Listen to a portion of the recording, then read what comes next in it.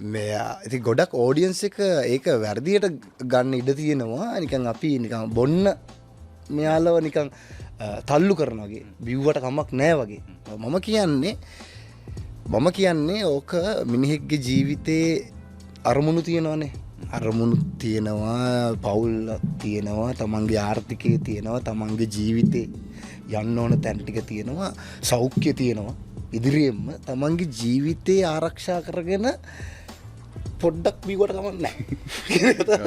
නෑ කොහොමද අපි කොලොම්බියා කතාවේ ඇතුළේ මේ සාමාන්‍ය සමාජිකයේම තමයි ඔයගොල්ලන්ට ඉස්සරහට ඉදිරිපත් කරේ. ඒකම තමයි ඔයගොල්ලොත් ගොඩක් ඒකට ආදරය කරේ. ඒකේ තියෙන ඇත්ත බව හින්දා.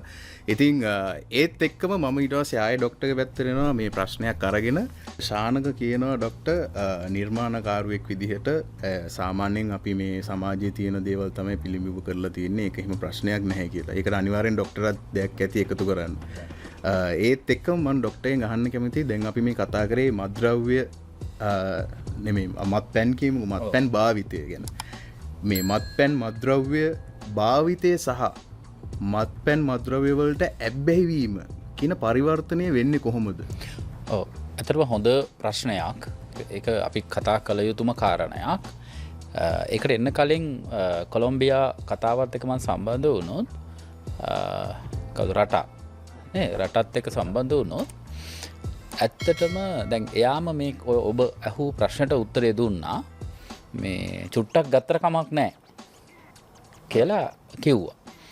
ඒතර මෙන්න මේ චුට්ටක් ගත්තට කමක් නැහැ කියන වර්ඩ් කීපය ඇතුලේ ඔයා කියපු ඇබ්බැහිය තියෙනවා. හරි? අපි සාමාන්‍යයෙන් ඕනෑම කෙනෙක් චුට්ටක් තමයි ඉස්සෙල්ලම ගන්න.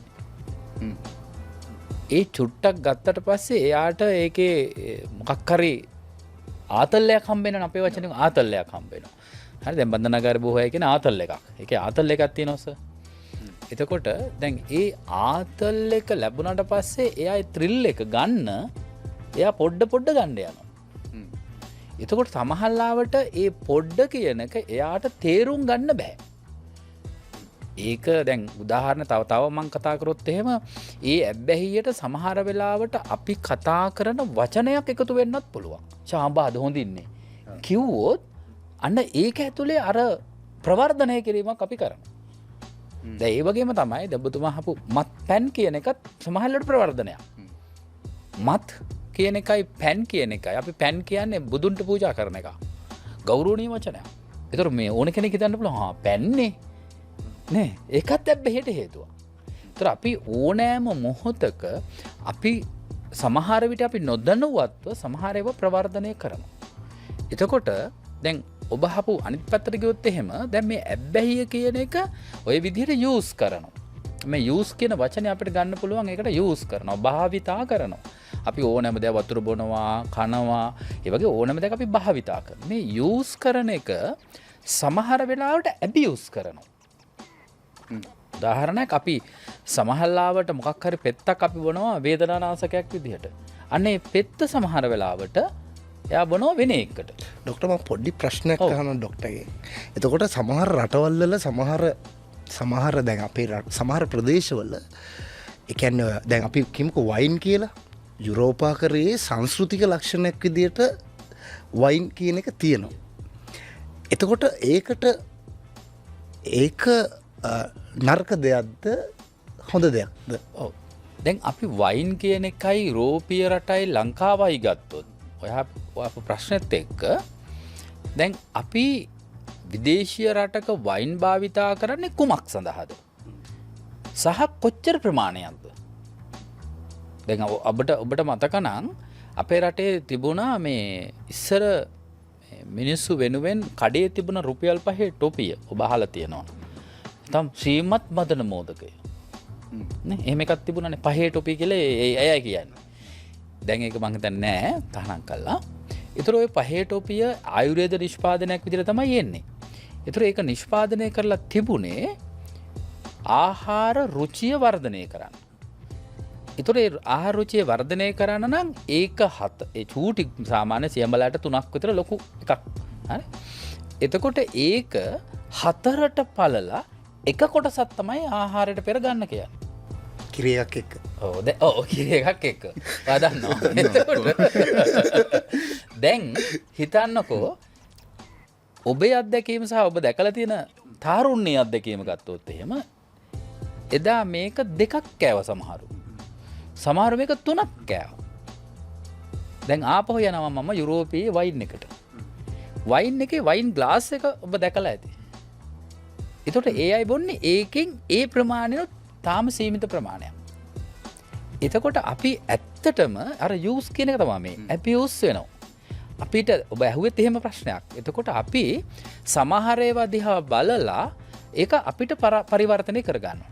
නෑ එහෙනම් එයාලා බොරු නම් අපි බිව්වම මොකෝ වෙන්නේ? මේක පරිවර්තනය වෙන්නේ මාත්‍රාව දන්නේ නැතුව. ඔව් මාත්‍රාව දන්නේ නැතුව. ඒක පෙන්ඩුලුත් එහෙම තමයි. ඒ වගේ අපි ඕනම එකක් එහෙම වෙනවා අපිට සමහර ලාවට. එතකොට ඒ නිසා මේ ඇබියුස් එක සමහර අවස්ථාවලදී මිස්යූස් වෙනවා. ඒතර අපි යූස් කරනවා එක කමන්නේ අර වලක වගේ ඉඳලා හිටලානේ කමක් නැහැ. යූස්. හැබැයි ඒ යූස් කරන කෙනා සමහරවිට ඒ අදාළ දේ නැත්තම් එයාට ඒ මොහොතේ හරි එහෙම නැත්තම් සමහරවිට මේක මිස්යූස් කරනවා. සතුටට, සීතලට, දුකට දැන් ඔන්න එයා එක එක දේවල් වලට දැන් මේක. හැබැයි අරකේ අපි කතා කරා යුරෝපේ රට බොන්නේ සීතලට. අපි කියමුකෝ නිකන්. සීතලට තමයි යාලා පාවිච්චි කරන්නේ. දැන් අර රිලේෂන් එක වර්ධනය කරගන්න කට්ටියක් එකතු වුනහම ඒ යම් ප්‍රමාණයකට පාවිච්චි කරනවා කියලා අපි හිතමුකෝ. එතකොට දැන් අපේ රටේ පාවිච්චි කරන්නේ. ඒක නිර්වචන ගොඩයි. තාම දරුණු විදිහට පාවිච්චි කරනවා. එතකොට මෙන්න මේ මිස්යූස් එකයි ඇබියුස් එකයි යූස් එක ඇතුලේ තියෙනවා. හැබැයි ඔබ කිව්වා වගේ යූස් එක ඇතුලේ ඔබට යම් පාලනයක් තියෙනවා නම් අපිට ප්‍රශ්නයක් නැහැ ඔයා බිව්වයි කියලා. අපිට කොහොම ප්‍රශ්නයක් නැහැ. හැබැයි මම සාමාන්‍ය මම ගාවට එන රෝගියෙක් හෝ ඒ වගේ පාවිච්චි කරනකොට මම කියන්නේ මම සොට්ටයක් කරන් දෙන්න. හැබැයි මතක තියාගන්න ඔයා ගන්නෙ මොකටද මේක? මේක ගන්නෙ මොකටද? එතකොට ඔයා මේක අද අරගෙන ඔයාට හිට නතර කරන්න බැරි නම් ඔයා තීරණය කරන්න.